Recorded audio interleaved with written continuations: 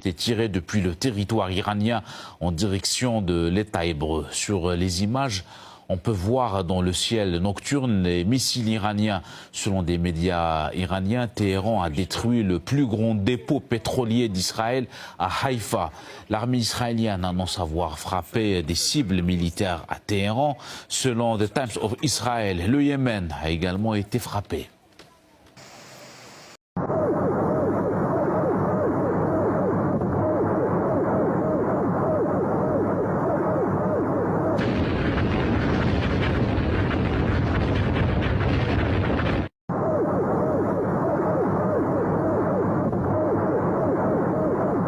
Jérusalem, à Tel Aviv.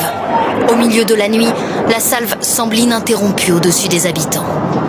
Ils sont tellement près de nous. Ça me fait peur. À Tel Aviv, le dôme de fer ne parvient pas à tout arrêter. Le rend Israël, Téhéran annonce 2000 missiles, une riposte 20 fois plus destructrice. L'Iran a annoncé ce samedi matin qu'il se prépare à tirer près de 2000 missiles en direction d'Israël. Selon les autorités militaires iraniennes, les prochaines frappes seront 20 fois plus puissantes que les précédentes. Le corps des gardiens de la révolution islamique, CGRI, a confirmé la poursuite des opérations, déclarant que les frappes se prolongeront aussi longtemps que nécessaire, en réponse aux récentes attaques israéliennes sur le sol iranien. Ces déclarations surviennent après une opération d'envergure menée par l'armée de l'air israélienne dans la nuit de jeudi à vendredi. Israël revendique des frappes précises et majeures, sur Téhéran, visant notamment des systèmes de défense aérienne et des infrastructures stratégiques. Plus de 200 cibles auraient été visées.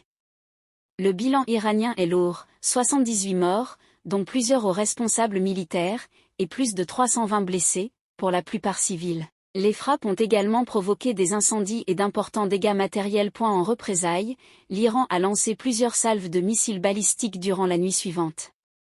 Des projectiles ont atteint les villes de Tel Aviv, Al-Quds, Jérusalem, Rishon LeZion et Ramat Gan, faisant 3 morts et près de 50 blessés côté israélien. L'armée israélienne affirme avoir intercepté de nombreux missiles grâce au système dôme de fer, mais plusieurs ont franchi les défenses. En retour, Israël déclare avoir détruit une base militaire à Tabriz, ainsi que des installations à Hamadan et Ispahan.